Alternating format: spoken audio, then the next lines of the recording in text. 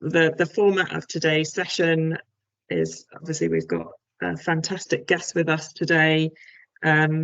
John is former president of the National Association of Funeral Directors, often called the NAFD, and he is also a funeral director himself and a podcast host. And so today he's going to be talking about his podcast journey, his plans and aspirations for it. And if you haven't had a chance to listen to it yet, I would strongly recommend that you do. And I think you will be very inspired to have a listen after this morning's session. Plus, it also features Jonathan Davies, who's our founder. So he has been interviewed as well. So I'm now going to hand over to John. John's going to do a bit of a presentation, and then there will be an opportunity to answer your questions at the end. So over to you, John. Slide. Good morning to you all. Thank you for having me here today for this talk. So I'm going to give you a sort of insights and discussion on the podcast Death, a Changing Industry. And so again, big thank you for having me here. So Sally, thank you for the introduction. Go back on. My background's been very interesting. I spent 8 years in the Royal Navy, left the military in 2012 to rejoin my family funeral service, Perry and Phillips in Bridgnorth. Did my qualifications with David Barrington, who's a good friend and past president of NEFD.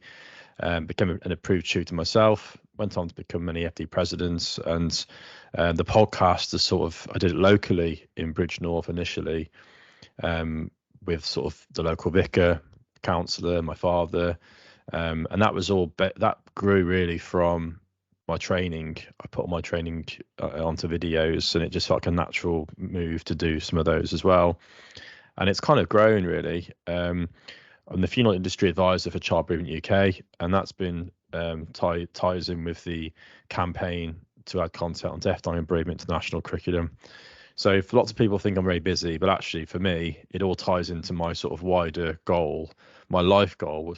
I'm a bit of a loser. I've got this on my wall next to my bed and next to my desk in the office to inspire society and help nurture our future, dedicate myself to highlight the path of resilience and positivity, even in the darkest of moments, fostering a stronger, brighter environment for all. So that's my reason why. That's what excites me. That's what I get up for. So doing this talk today, doing the podcast, speaking in Parliament about empowering young people, arranging and conducting funeral services, how we involve youngsters and how we empower the bereaved, it all ties into the same mission really. And I didn't actually realise that when I started the petition in 2022, I think it was, yeah. So yeah, it's been a very interesting path and journey. I feel very grateful to be able to do the podcast as well. I'm learning so much as well. I'm really intrigued by people, so it gives me a real opportunity to learn more. And I've got on a slide in a minute. I'm always interested into what makes people tick, and that their reason why. Like behind most people I interview, behind a charity or a company, there's usually a reason why they've done it. And usually it's something that happened when they were younger. It could be trauma, it could be something positive, but I like to unpick that and get to the bottom of it. Everyone's got a story. All of us have a story, and usually it's how we use that story to make a sort of brighter future for all, in my view. So to tie in with the content on death, dying and bereavement to the national curriculum, again, the podcast is another platform and vehicle to sort of highlight why we need to have these really important conversations. This all comes back to the loss of my own mum when I was 12. Her name was Maria. That experience that I went through at school, with how I arrange and conduct funerals, that's what has really given me that goal that I've just shared with you all, which is on next to my bed at home and here at the office. So I think what happened to me as a youngster, I don't see myself as a victim at all. What I see happen to me was sad, but actually it's how we use these bad and dark times, and we can flip them over to good. And I think that's what the podcast is about. Again, it's about how we find growth through grief. And some people don't get that, but I really think there is another way. in which we can grieve and how we can move forward, and actually how devastation doesn't need to define us in a negative way. I'm really intrigued by people who've been to like a dark place and then they pick themselves up and they use that devastation to do real positive work. So why podcast then? So as I just stated there, it's a platform of positivity. The public, though, obviously, they see death, a changing industry. Oh, not for me. But actually, all the conversations are really inspiring. It's really, really fascinating, and it's a platform for education. So I'm really interested the connection between grief and funerals, and this again ties into the petition. But I know funeral directors that don't understand. They've said to me, John, what you're doing is amazing work. But how's bereavement awareness? What's that got to do with a funeral? And it disappoints me because it's all connected.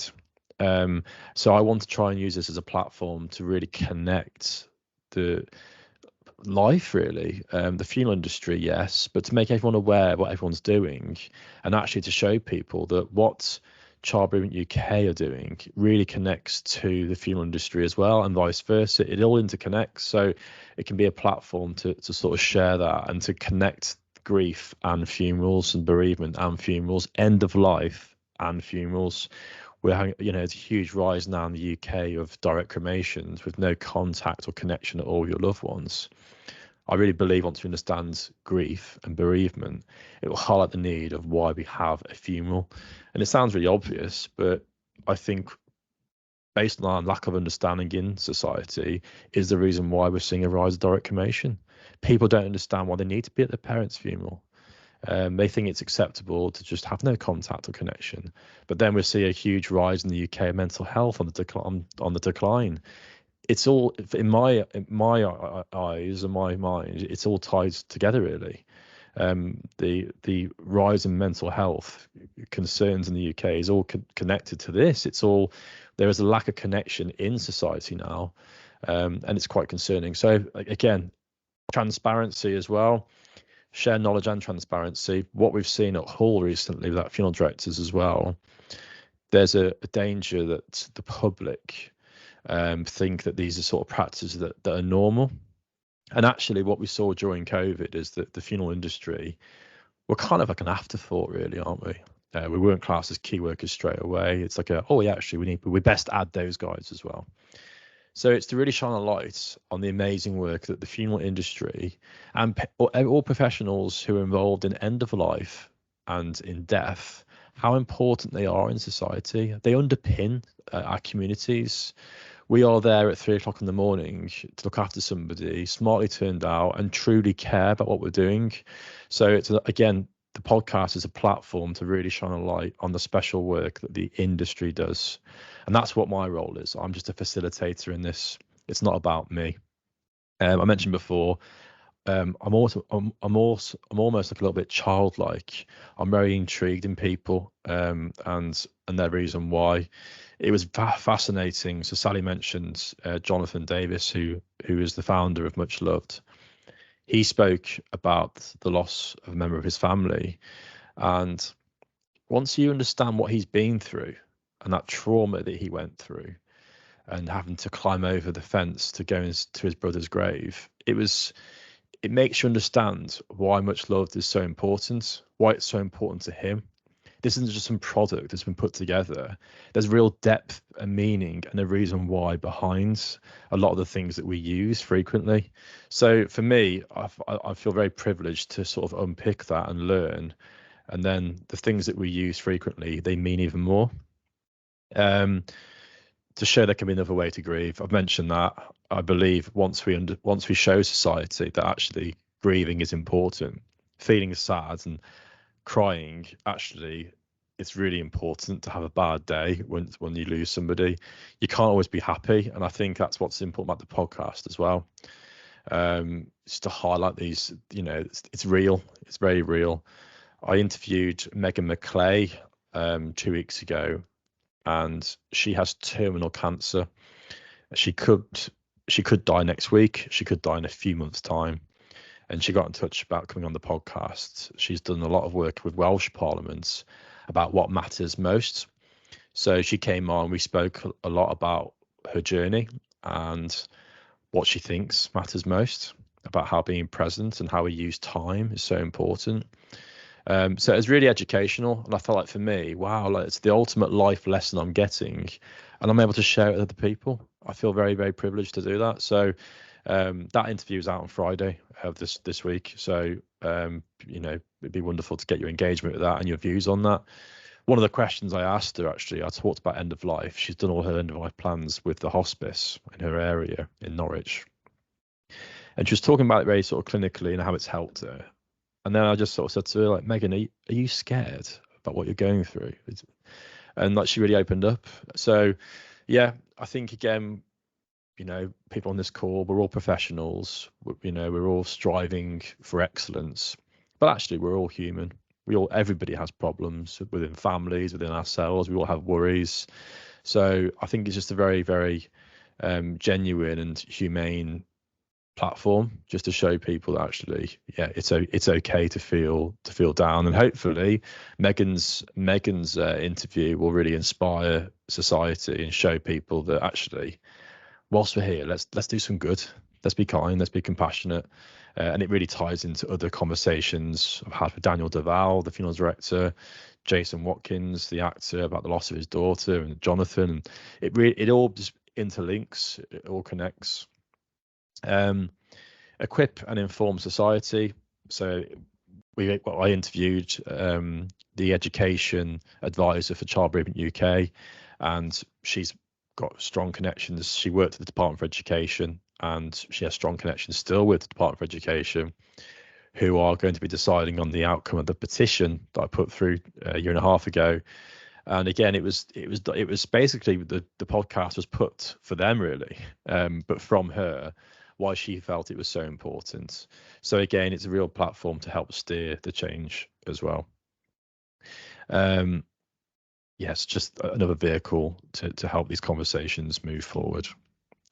I'll just show you a little clip now of the sort of taste of what the videos have been. This intro is from quite a while ago, so there has been lots of guests since this, but just to give you a little taster of what sort of what we cover.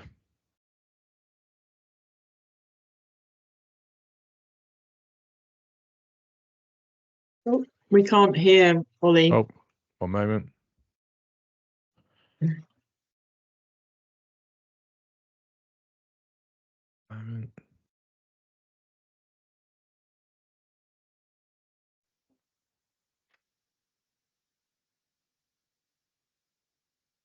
Current slide.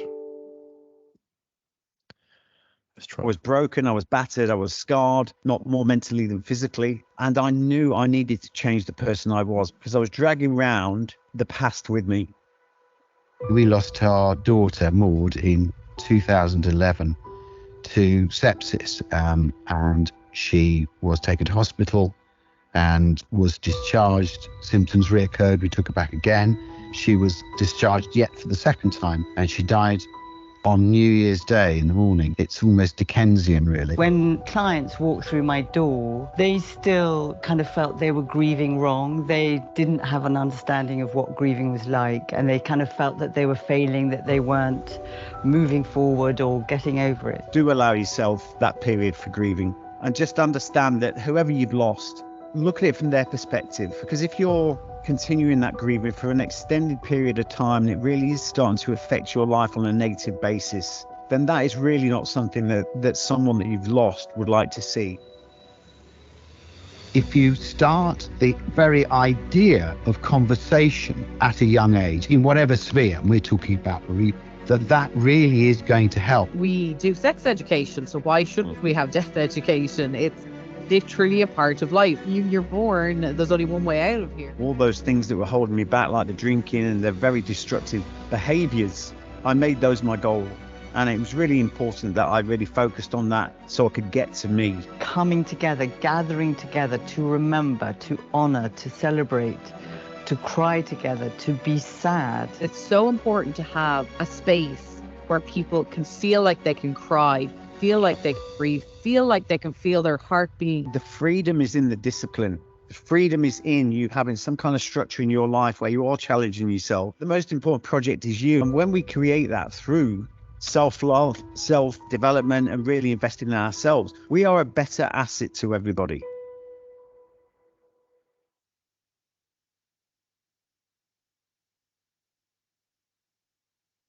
Was broken up, was battered. Let's go to the next current slide.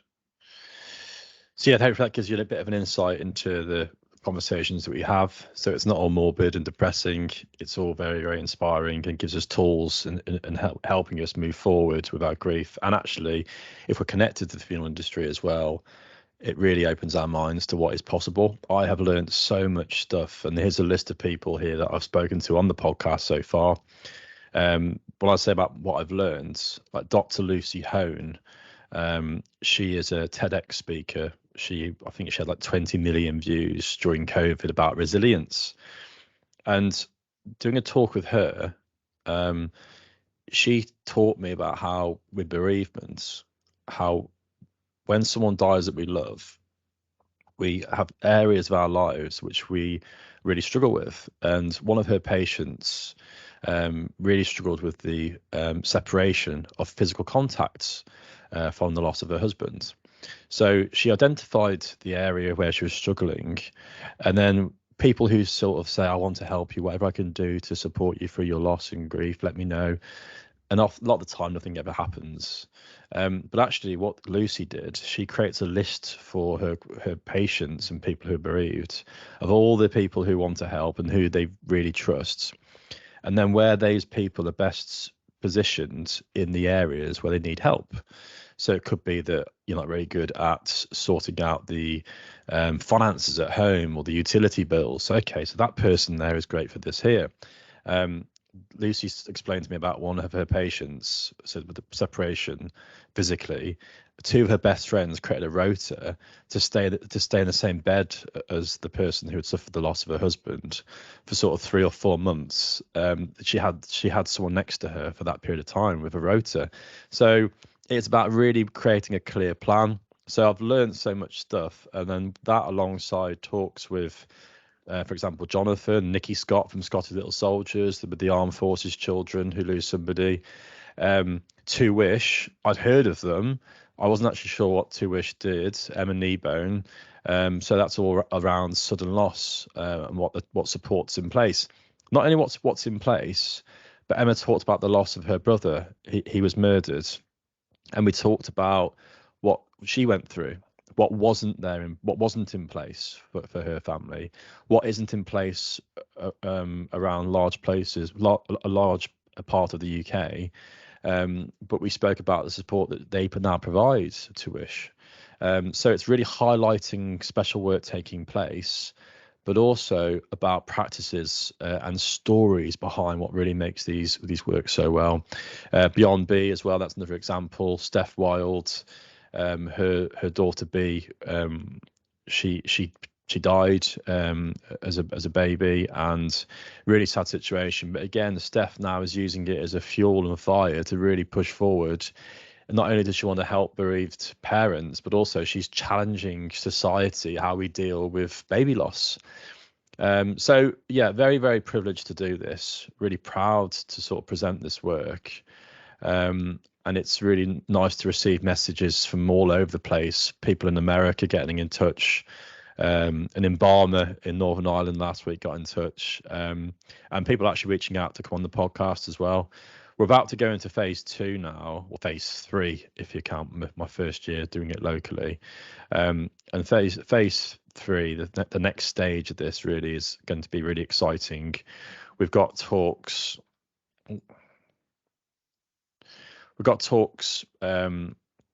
Confirmed with the following people already. So Andrew Judd, NEFD, Nick Knowles, the TV presenter. He's a patron for Child Bereavement UK.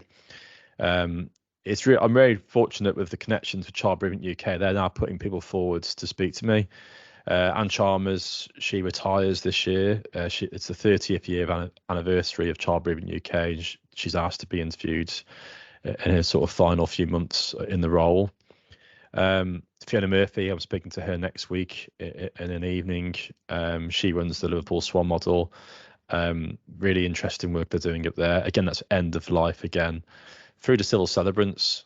So we've spoken to Grace Jevons. Her video goes live soon.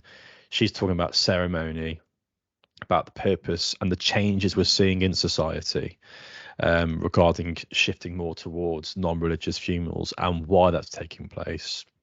But then I'm also due to speak to another civil celebrant to really nail down what is a civil funeral, what can it be, what can we achieve. So it's really, there's a real specific area which I sort of tap into when I'm talking to these people to provide a wide picture and a library of information. The patrons of Child Bereavement UK we're going to try and speak to the vast majority of them. The royal patron is Prince William, so that would be my ultimate goal, to speak to him. We all need goals, no matter how far away they are, and obviously he's going through a lot of stuff as well personally. So the letters continue to be sent, and I keep getting them back from the palace, saying not yet, but I'll keep trying. But yeah, it's a really exciting project. The one out on Friday with Megan, Dan, who I've become really good friends with, who does all the video work, he actually carried on recording after the interview, and it gets very emotional because you see that professional face and we're talking and about what's going on, what's happened. But then at the end of the interview, we sort of have a hug, which is like off air, and we kind of both have a moment, which I was a bit unsure about initially sharing, but Megan wants to keep it in. So I said, well, you're in charge, Megan. So that's interesting. I think, it shows that we're real people behind this. But again, for yourselves, those who are interacting with this call today, again, I'm grateful for you being here. Any suggestions that you have, I'm more than delighted to sort of take any requests on board. And especially as we move into that next phase now of the podcasts, I do prefer to do it in person. So I'm meeting Nick Knowles in person down in London. Online's easier as it is today, especially for a big audience. But for the podcasts, like with Megan, it was so personal, so important, and so emotional. It's really important that we're together in the room, creating that real connection. But again, online is possible, but in person, you can't beat that. So just to sort of move things forward, as I've already mentioned, it really helps empower society to have important conversations. It ties into the petition, which we're coming to the sort of close of now. That was due to be announced in December, the outcome of that from the Department for Education. It was then moved to March, so we're just waiting. With the lack of stability, which is a nice way to put it, in Parliament at the moment, we're not sure, and people even within the Department for Education are not sure. So the consultation is still due to take place, but we just don't know when. Also, as well, I'm very fortunate. I'll let people know on this call. I'm not really sort of shouted about it yet, but I'm working with Claire Shaw, an author, who many of you will know. And we're releasing a book this year as well called Don't Tell the Children, which is a bit tongue-in-cheek. It's about how we empower society to have important conversations. And that is a lot of the stuff that we talk about in the podcast is in there. We don't really mention the podcast in the book, but it's just about how we empower society. And again, it's another vehicle and tool to really help society. And I really believe that once society has a better understanding of death, not to wake up every day acknowledging they're going to die, but just some basic knowledge and awareness, that's when we truly start to live. And that's the world that I want to live in. I think that's going to be a really exciting place to be.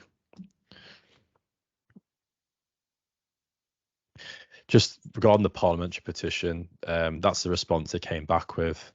They've acknowledged the importance of learning about bereavement awareness in schools, and they've stated here the schools have a role to play to help children deal with the emotional impacts of such a loss.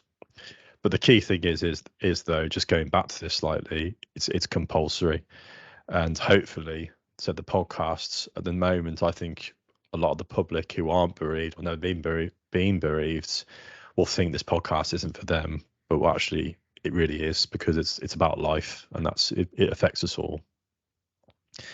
I think I've already mentioned it really highlights the reason why we have a funeral as well. And I mentioned about the rise in direct cremation, so I've covered this really, but it ties into the importance of being together. And actually, when we create connection, and that funeral service is usually the platform for that connection, then we're able to move forward with our grief then in a more positive way. Julia Samuel, she talks about this in great depth in her interview, and actually many of them, there's a common thread through many of the interviews when I talk about this. Julia Samuels had never heard of direct cremation, and she nearly fell off a chair when I told her what it was. And I do know now that direct cremation, so for anybody who's not aware, the coffin is taken directly to the crematorium. There's no contact with that person. I'm aware now that funerals are changing, so you can have like today I've got a funeral service this afternoon, and the coffin of the gentleman, who was a good friend of mine actually, he will come back to our funeral home, and then direct cremation takes place tomorrow morning. So that's a perfect example how direct cremation can work, but you can still create connection. So I'm not against direct cremation, but again, this all ties in. You could say, well, why is he talking about direct cremation? This is about podcasts. It's all connected. It's all connected. It's about life, and that's why it's so important that we get this message out there. My final 2 words of my sort of presentation is memento mori, which I love. In Latin, this means remember you must die. It's something the podcast is sort of built around. It's not morbid. It's not depressing in my world. In my world, these 2 words, this is true liberation. Once we understand that, we start living, I say, our true lives, and that's, for me, is the really exciting prospect. So yeah, just a big thank you for joining me, and Sally and all the team, much love for having me on today as a guest speaker. Really appreciated it. Please God, goodbye. As I say, if you are able to subscribe to the YouTube channel, I'd really appreciate it, and hopefully you can gain a lot from it. Get involved, and as I say, if you want to be a guest, or if you have any prospects to put forward, please get in touch. If Sally can share my details with you all afterwards, I'd be obviously delighted to hear from you. So I'd be really pleased now to take any questions or any comments, if that's okay, Sally. Yeah, absolutely. Thank you very much, John. It was really interesting. And I have to say, I've listened to quite a few of the interviews myself, and I would, definitely recommend them. The last one that you did with Daniel Duval, who's a funeral director, is also one of Much Love's partners, talks quite a lot about direct cremations, and like you say, not against them, but it does make it difficult to fully remember, I think, in the right way, and people deserve to be remembered. So anyway, there's some suggestions of maybe people that you could have on the podcast. So yeah, Maggie's said, have you considered meeting those affected by suicide, thinking of the 3 dads walking as an example? Yeah, the Becky, who sort of is part of the team, the podcast, she's been in touch with those guys, and actually we've got another podcast to do with dads that have been affected by suicide. They're due on as well. They're up on that list. The Good Grief Trust, yeah, I'm very close with Linda Magistris. She's actually coming on. Linda is. So she's another person that's not booked to date yet, but she's due on at some point. Also great to talk about pregnancy loss. Yeah, so with that, Beyond B, Steph Wild, she's done a lot of work with the BBC. She's fantastic, and she's very, very sort of straight and real caring lady. But yeah, take a look at that, Amy. So her name is Steph Wild. Charlotte Wood, palliative care clinician or social worker. A Good Death. So we had on Katie Costello, who's a death doula, and she talks about how we create calmness when someone's dying. And fascinating, again, like, because our connection to death so poor, she was saying to me how people got in touch with her, said, oh, you know, they're giving dad more fluids, but it's kind of like become like a pull in his arm. And she's saying, your dad's body is shutting down now. Don't give him any more fluids. Now is the time. Like, we need to just sort of slow things down. So yeah, I think it's really important. It's education, which we just don't know. Dr. Catherine Mannix, I've been in touch with her as well. Thank you, Sarah. That's really good point. She hasn't got a date booked yet. It's very hard. Sarah O'Connor, my aunt chose direct cremation. It's very hard for us as a family to understand her choice, and like you say, affecting grieving for her. So I think this comes back, Sarah, to really, it's some national work around this to decide and to sort of highlight who the funeral service is actually for. You know, having mums say, oh, just throw me in the garden, like I hear a million times. That's all good and well. They're trying to make it easy, but you can't remove grief from death. And actually, as I hope I've highlighted, a platform to help us move forward usually comes in the form of a funeral. But however, I think things are changing, and that's in the form of different types of connection points. A gentleman who took his own life last year, looked after him as a young 17, and his mom helped prepare him, dress him, and she wasn't aware what was possible. I explained to her if she can do all this stuff, and I'm going to suggest things to you which might not sound normal, but it's really important that you know that he remains your son. And I remember, like, in the mortuary with her, she was putting his socks on, and she was saying, I remember, you know, I was the first person, John, to put his socks on, and now I'm the last. And it's these things that have like a profound impact on how we move forward. The night that she came to see him, the night before the funeral, I said, you know, when you leave now, I'm going to close the coffin. Do you want to be involved in that? Yes, yeah, yes, please, John. And she was able to be the last person to see him. And then I said, when you go now, I'm going to put the screws in the coffin. And do you want to help me do that? And they, yes, please. And like, actually, her 3 children and her ex-partner putting in the screw each of the coffin is beautiful, absolutely beautiful. So, I'm not saying that takes away from the funeral, but these connection points is what helps society move forward in the right way. I really believe that. I believe that she's in a different place now, based on the things that she did at that time. Imagine if she had no contact with her son, if direct cremation was just the thing that he chose. I wonder where she'd be now with her grief and with her life compared to where she is now, because she was the last person to put his socks on. 2 extreme examples, but really, really important. So funeral services are changing. And again, we discussed that in the podcast as well. And that's not a bad thing. Change is important. We have to adapt to change. Over half of the UK population now is no longer religious. And I actually think it's more than that. I think people who say that they are religious, I think some people will say they're religious, but just go to church on Christmas Eve and for the christening. So I think it's actually probably less than what it states. So we have to adapt to that. We have to adapt as a society to what a funeral service is. And I think at the moment in the UK, we are still trying to work out what a funeral service is. What do I need? And actually, as Sarah's put, you know, who the funeral service is actually for, we have to remember it is for the living as well. And that's not coming from a funeral director saying, I want to hold on to a traditional funeral. I don't. I want to adapt to what people need. But what's interesting, sometimes people don't know what they need.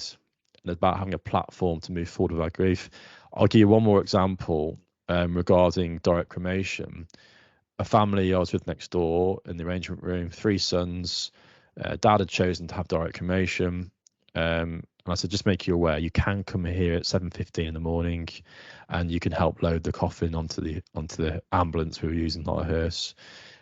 Just making you aware you can be involved in these things the day before, the morning of the funeral. It was a few weeks' time, by the way, not the following day. And then, no, John, no, we don't want to be involved in that. He wanted just to go to the crematorium, John, just simple, but, you know, no need for any of that. I said, no problem at all. All I'm doing is making you aware what can be achieved. There's no cost for that. It's just, you know, it can help people, but we're all unique, we're all different. And actually, the morning of the funeral, they turned up, and their 3 sons helped load the coffin, their dad's coffin, onto the ambulance. They all gave each other a huge hug. They all cried together. And I watched it and I thought, there you go, that's it right there. They needed that. And again, for those 3 sons, I believe that will have a profound impact.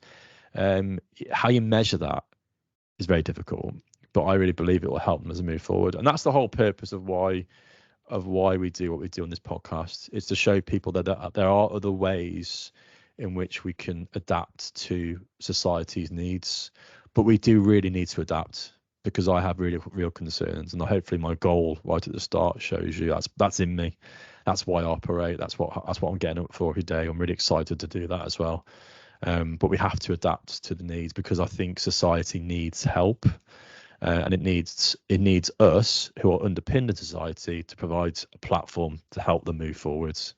We need to be more creative in what we do. I could talk all day to you all, so again, I was going to ask, John, do you think people, I think I've had some experience at direct cremations as well, and it was a friend's dad, and he'd booked a direct cremation, and then a year later he died in the car. I was going off to buy his paper on a Saturday morning, and they didn't really know that he'd booked this direct cremation, so before they knew it, he'd been picked up, and that was it. He was gone. I mean, they did come together as a family later, so it kind of all worked out for them. But I think he probably had his best intentions of booking this direct cremation. But actually, if it was the family's choice and ultimately they're the ones left behind, I do wonder whether people would make that decision. I've been in a nursing home with a husband and wife. They both passed away now, and they were together in the nursing home. I sat down with them both, and their son was there, who was in his 50s. And I said to them both, okay, so I'm here to discuss prepaid funerals with you both. What do you want to do? What are you thinking so far? Where are you at? We want to have that direct cremation, John. I see it on TV. We want that. No fuss. Take us to the crematorium and be done with us. I said, okay, so we do direct cremations now, and I can suggest things as well to the family as well to help them get involved. And the son, who was in the room with me, he said, Mom, Dad, what about me? What about me? What about me, guys? And I always remember that, because I thought, what I've been saying, I've seen it now on the front line. And actually, the son was involved in the day. He came down here, and he actually helped load the coffin onto the ambulance as well.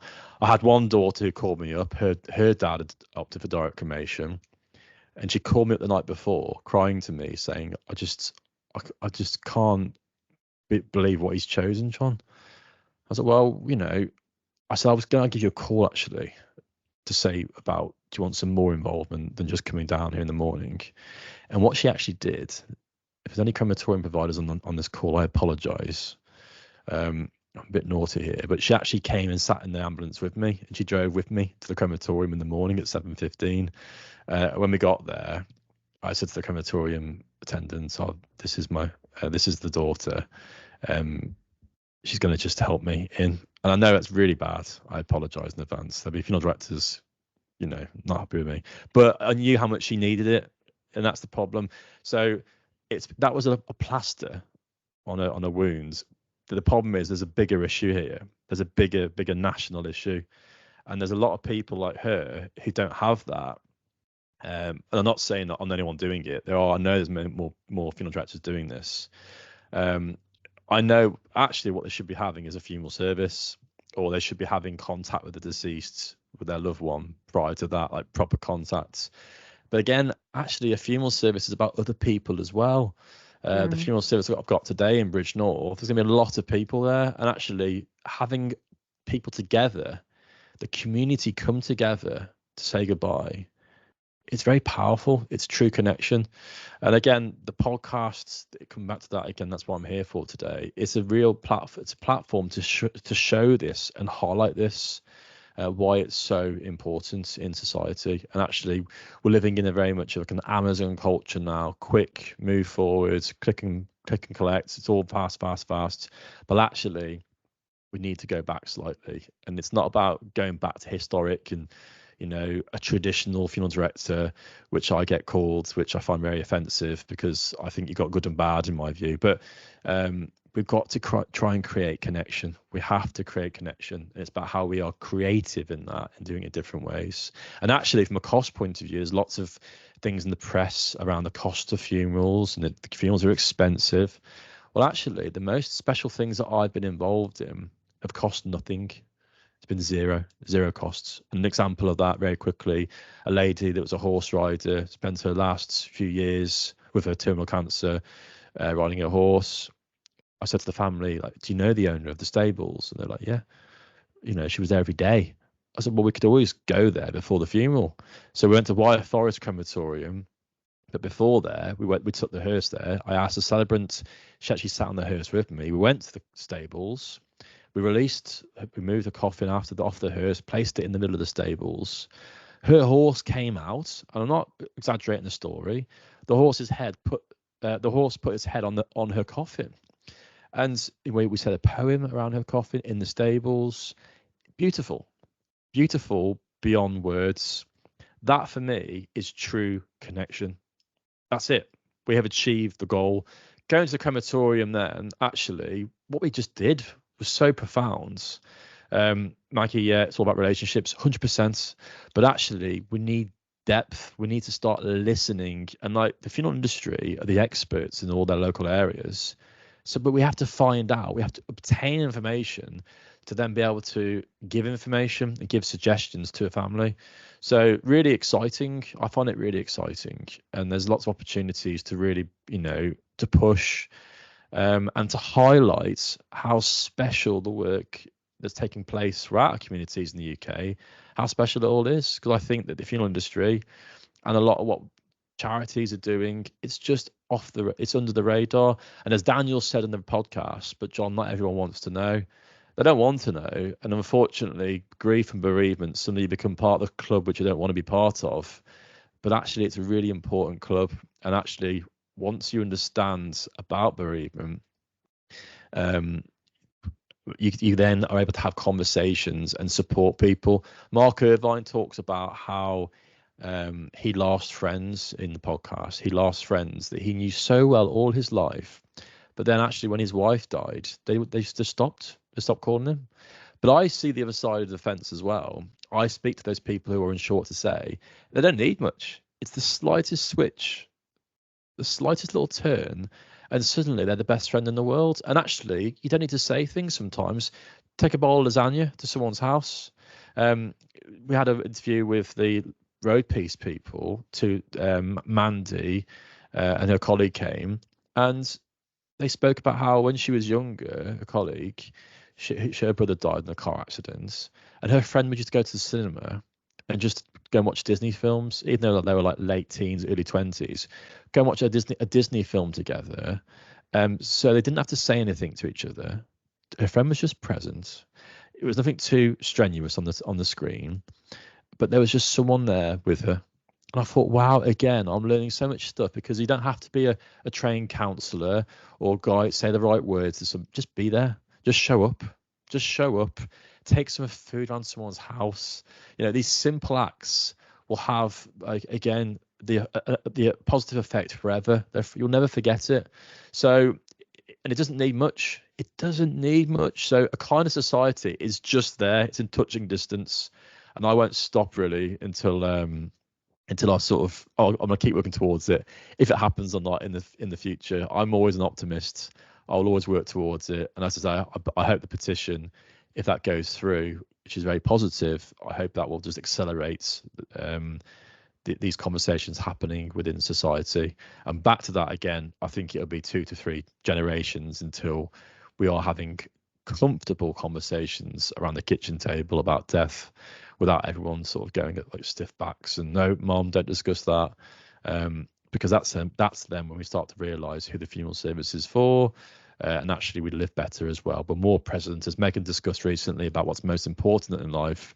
We're really present. We're really aware of our surroundings. When we want to walk up a mountain, we're not there taking selfies for Facebook likes. We're actually holding our loved one's hand and being really present in the moment. And that, for me, that's really, really exciting. So, guys, I could talk to you all day. Thank you all for having me. Sally, I'll hand over to you. Yeah, no, this has been absolutely brilliant, and lots of people have said that they could listen to you all day, and can you come back and talk to us again another time. But there's a lot of charities in the audience today, so I just want to kind of circle this back, and actually, you know, a lot of what John said can be put into how you communicate with your in memory supporters. Just, you know, think about the kind of personal touches, just, you know, the opportunity to reach out to them and talk to them individually, and the difference that that could make to them, and therefore the support that they could give to you. So but I will, you know, just also thanks very much, John, for joining